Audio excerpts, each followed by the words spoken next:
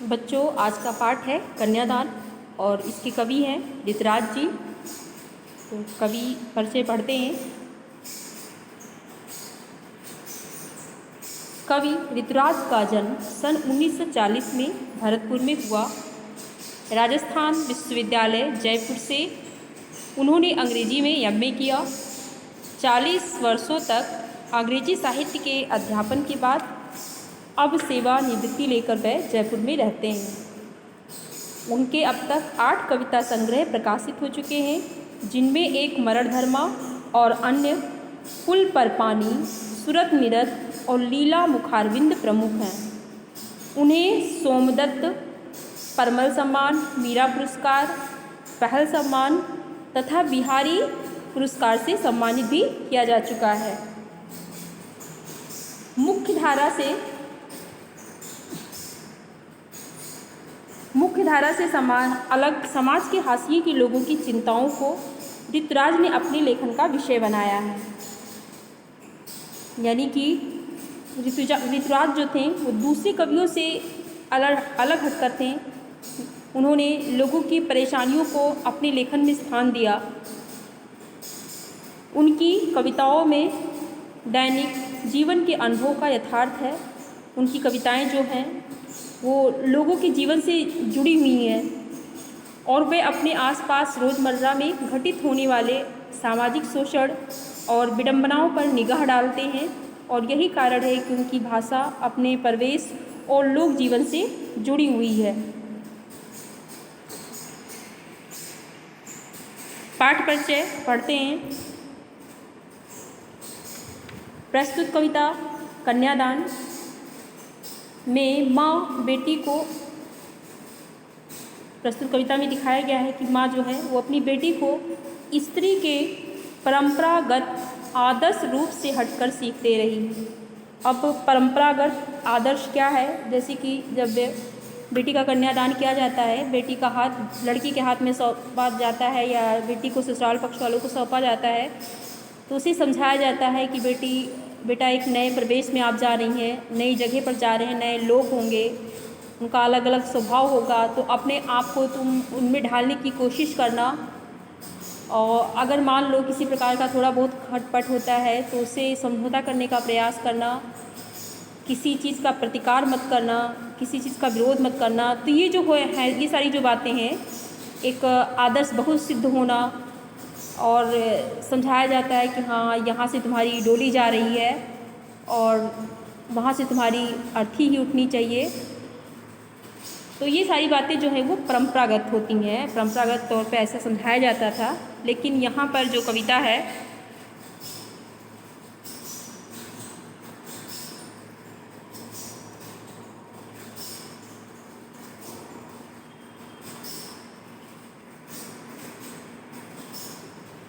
उसमें ये जो परंपरागत आदर्श रूप है उससे हट करके सीख दी गई है। अब वो सीख क्या है, उस चीज़ को हम लोग कविता में पढ़ेंगे। उस चीज़ को विस्तार से कविता में बताया गया है। कवि का मानना है कि समाज व्यवस्था द्वारा स्त्रियों के लिए आचरण संबंधी जो प्रतिमान गढ़ लिए जाते हैं, यानी कि स्त्रियों के संबंध में लोगों की ये धारणा होती है कि स्त्री जो होती है वो समाज में अकेले चल नहीं सकती है, किसी भी समय कहीं पर उसे जाने का परमिशन नहीं होता है, वो बाहर निकल के काम नहीं कर सकती है, सबके साथ खड़ी नहीं हो सकती है, उसे घर में रहना चाहिए। मतलब लोगों की ये सोच होती है जो कि पिछड़ी सोच है। समय समय के अनुसार इस सोच में लोगों को बदलाव करना चाहिए, वो बदलाव हो भी रहा है। तो ये जो है ये जो नियम होते हैं स्त्रियों के लिए जो बने होते हैं, और ये नियम कहीं ना कहीं ये प्रकट करते हैं कि ये जो समाज है वो पुरुष प्रधान समाज है। तो ये जो नियम होते हैं जो समाज व्यवस्था के द्वारा बनाए जाते हैं और जो कि स्त्रियों के लिए होते हैं, उनके आचरण संबंधी जो प्रतिमान गढ़ लिए जाते हैं, यानी कि नियम कानून जो उनके लिए बनाए जाते हैं, वे आदर्श के मुलम्मे में बंधन होते हैं। मतलब अगर सच्चे अर्थ में देखा जाए तो वो आदर्श नहीं है। वो नियम जो होते हैं वो आदर्श नहीं होते हैं, बल्कि वो क्या होते हैं, वो एक बंधन होते हैं।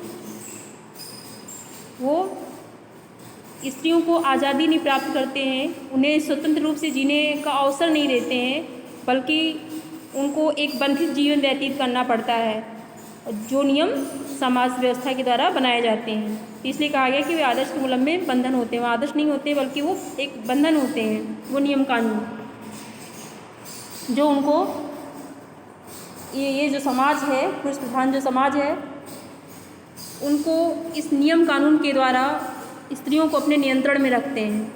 ऐसा नहीं होना चाहिए। तो कोमलता के गौरव में कमजोरी का उपहास छिपा रहता है। अब कोमलता, जैसे कि स्त्री स्वभाव के बारे में अगर पूछा जाए तो जैसे स्त्रियों का स्वभाव क्या होता है, सरल होता है, सहज होता है, कोमल होता है, और उनको अबला, असहाय, कमज़ोर माना जाता है। तो ये सारे शब्द अगर उनके संबंध में बोले जाते हैं तो क्या होता है, इससे कहीं ना कहीं उनका उपहास होता है। ऐसा नहीं है। लड़की जैसा ना दिखाई देने में इसी आदर्शीकरण का प्रतिकार है। अब जब कविता आप लोग पढ़ेंगे तो उसमें माँ जो है वो कहती है कि लड़की होना पर लड़की जैसा दिखाई मत देना। तो माँ यही कहना चाहती है, ये जो इसके संबंध में जो वर्ड प्रचलित हैं तो उसी का वो क्या करती है, विरोध करना चाहती है कि भले ही ये उसका स्वाभाविक गुण होता है, लेकिन आवश्यकता पड़ने पर वो उन शोषणों को, उन अत्याचारों को लड़कियों को क्या करना चाहिए, इसका विरोध करना चाहिए। ज़रूरत पड़ने पर उन्हें खड़ा होना चाहिए वहाँ पर, और गलत चीज़ को नहीं सहना चाहिए। इसी बात को इसमें बताया गया है कविता में। और बेटी माँ के सबसे निकट और उसके सुख दुख की साथी होती है। बेटी जो होती है माँ के सबसे करीब होती है, और किसी भी प्रकार की बात यदि माँ की हृदय में उठती है, माँ के मन में उठती है, तो वो अपनी बेटी से कहती है। यानी माँ और बेटी दोनों एक अच्छे दोस्त होते हैं, एक अच्छे मित्र होते हैं, और दोनों ही अपने मन में उठने वाली भावनाओं को एक दूसरे से व्यक्त करते हैं। और इसी कारण जो है बेटी को अंतिम पूंजी कहा गया है। अब अंतिम पूंजी कहा गया है कि जैसे कि जब माँ जो होती है वो एक पूंजी की तरह, एक धन की तरह अपनी बच्ची का पालन पोषण करती है, हर प्रकार से उसे सेफ रखना चाहती है, बहुत संभाल के उसे रखती है। और क्या होता है कि जब उसका कन्यादान करती है तो वह पूंजी भी उसे क्या कर दान दे देना पड़ता है। और फिर क्या होता है कि जब वह अपनी बेटी रूपी अंतिम पूंजी होती है उसे दान कर देती है तो फिर उसके पास कुछ भी नहीं बचता है, वह उसका जीवन एकदम सब खाली खाली सा हो जाता है। और कविता में कोरी भावुकता नहीं है, मतलब एक कल्पना नहीं है, खालीपन नहीं है। ये जो भावुकता है, इसमें जो भाव प्रकट किए गए हैं स्त्रियों के प्रति, ये ऐसी कल्पना नहीं बल्कि इसमें सच्चाई है, इसमें यथार्थ है, और बल्कि माँ की संचित अनुभवों की पीड़ा की प्रमाणिक अभिव्यक्ति है। यानी कि जब बेटी का कन्यादान किया जाता है तो माँ के हृदय में जो दर्द उठता है, जो कष्ट माँ को होता है, या जो कष्ट है समाज में रहने वाली हर स्त्रियों को होता है जिसने भी बेटी का कन्यादान किया है या जो भी बेटी का कन्यादान करेगा, सबका हृदय इससे द्रवित होता है, सबको कष्ट होता है, सबको तकलीफ होता है जब वो अपनी बेटी की विदाई करते हैं। तो ये जो है, ये जो अनुभव की जो पीड़ा है वो प्रमाणिक है। इस छोटी सी कविता में स्त्री जीवन के प्रति ऋतुराज जी की गहरी संवेदनशीलता अभिव्यक्त हुई है। जब इस कविता को हम पढ़ेंगे तो ये चीज़ मालूम होगा कि जो कवि हैं उनका स्त्री जीवन के प्रति गहरी संवेदना है, उनके हृदय में स्त्री जीवन को लेकर के उनके हृदय में गहरी संवेदना है, और उस संवेदना को वो इस कविता के माध्यम से अभिव्यक्ति करते हैं।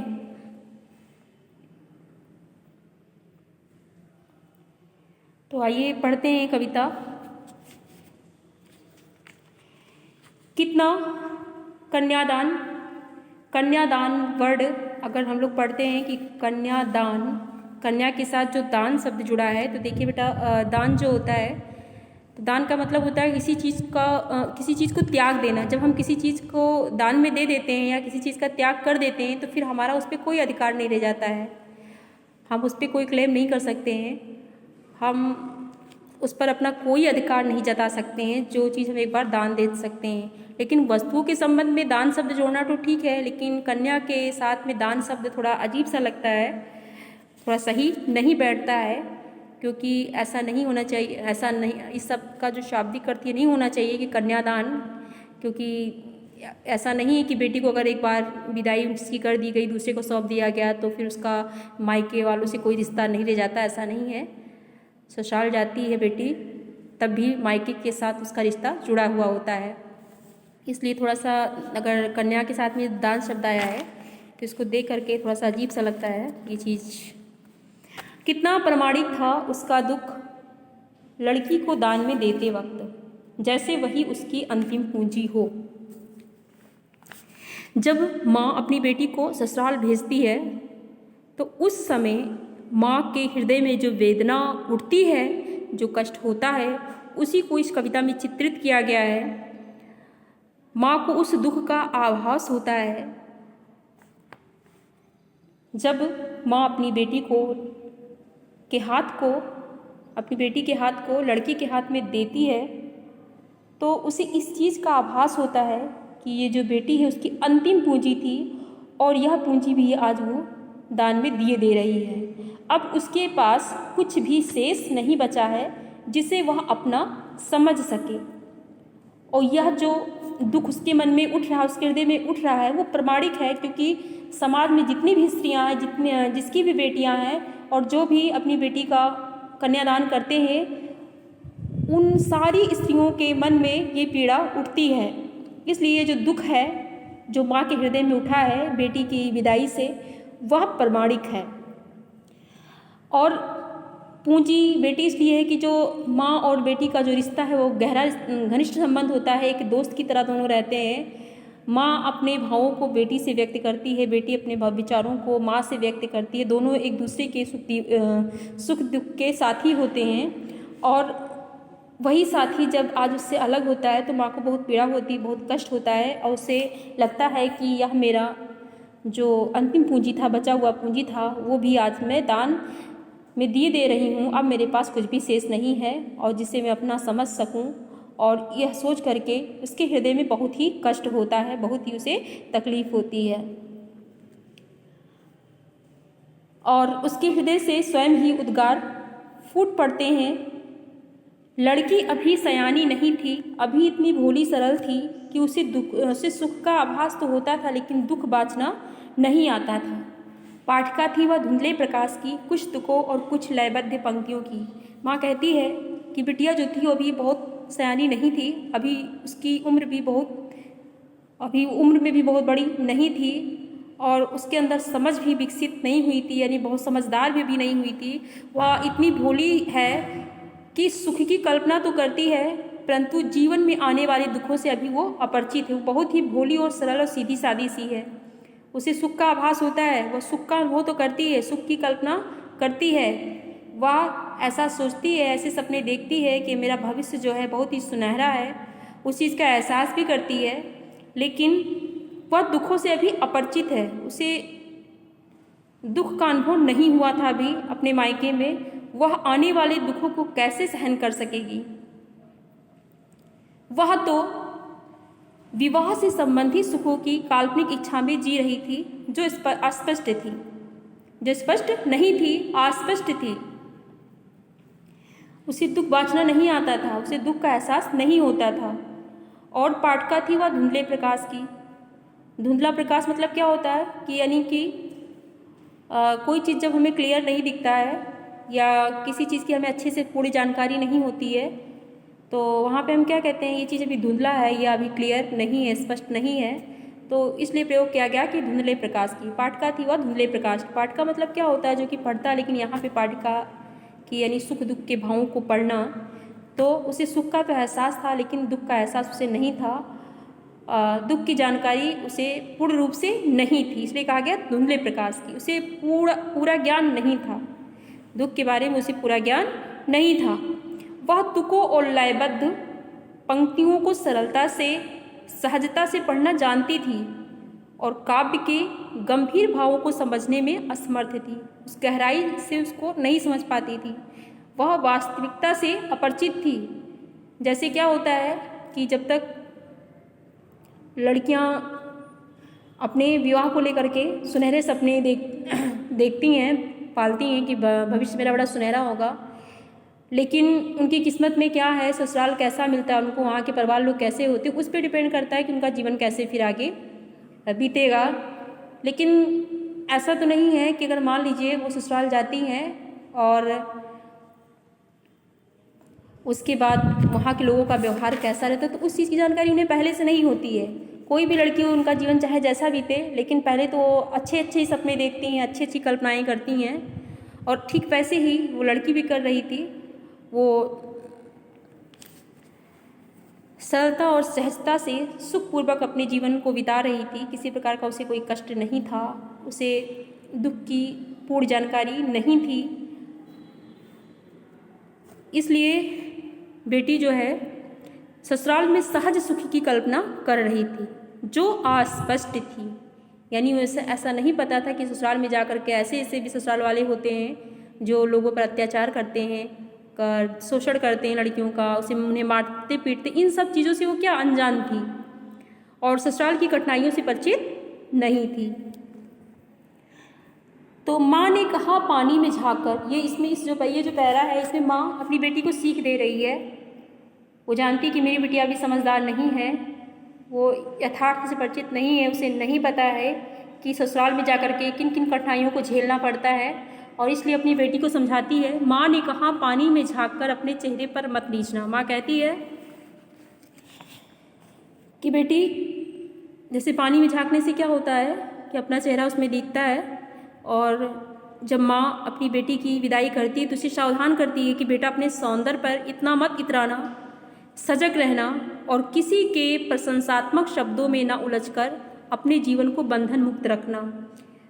अपने सुंदरता को देख करके पानी में अपने कि मैं बहुत रूपवान हूँ, मैं बहुत सुंदर हूँ, कभी भी उस पर घमंड मत करना, क्योंकि जो सुंदरता होती है वो क्षणिक होती है। यानी उम्र के साथ साथ में ये जो सुंदरता है वो ढलती जाती है। और आग रोटियाँ, इसलिए कभी भी अपने सुंदरता पे घमंड मत करना। ये माँ पहली सीख अपनी बेटी को देती है। माँ कहती है कि पानी में अपने सौंदर्य को देखकर इतराने का प्रयास मत करना, कभी भी इस पे घमंड नहीं करना, क्योंकि ये सुंदरता जो है एक दिन ढल जाएगी उम्र के साथ। आग रोटियां सेकने के लिए है, जलने के लिए नहीं है। फिर अपनी बेटी को समझाती है कि आग जो होती है उसमें रोटी सेकी जाती है, खाना बनाया जाता है, आग जलने के लिए नहीं होता है। वो समझाती है कि तुम सावधान रहना, यदि ससुराल में तुम्हारे साथ कोई गलत करता है, गलत व्यवहार करता है, आप तुम्हारा शोषण करता है, तुम्हारे अत्याचार करता है, तुम्हें मारता पीटता है, तो कभी भी उस अपने को कमज़ोर मत समझना, अपने को असहाय मत समझना, बल्कि उन सारी चीज़ों का तुम विरोध करना, उसके लिए उस अन्याय को कभी मत सहना। असहाय होकर के, लाचार होकर के कभी उस चीज़ को सहना नहीं, और ना ही बहुत कमज़ोर पड़ के, जैसे कि लड़कियाँ सहते सहते जब ऊब जाती हैं, बिल्कुल परेशान हो जाती हैं, उनका अपना जीवन नीरस लगने लग जाता है, तो क्या करती हैं, उस चूल्हे की आग में अपने आप को जला लेती हैं, आग से अपनी जीवन लीला समाप्त कर लेती हैं, आग में जल करके आत्महत्या कर लेती है। तो वही माँ अपनी बेटी को समझाता है, किसी प्रकार की कोई भी परेशानी आए तो तुम उसका मुकाबला करना, उसका विरोध करना, लेकिन कभी भी ऐसा कदम मत उठाना, क्योंकि आग जो है रोटियां सेकने के लिए होती हैं, जलने के लिए नहीं होती हैं। फिर वो आगे समझाती है, आगे सीख देती है कि वस्त्र और आभूषण शाब्दिक भ्रमों की तरह इस बंधन है स्त्री जीवन के।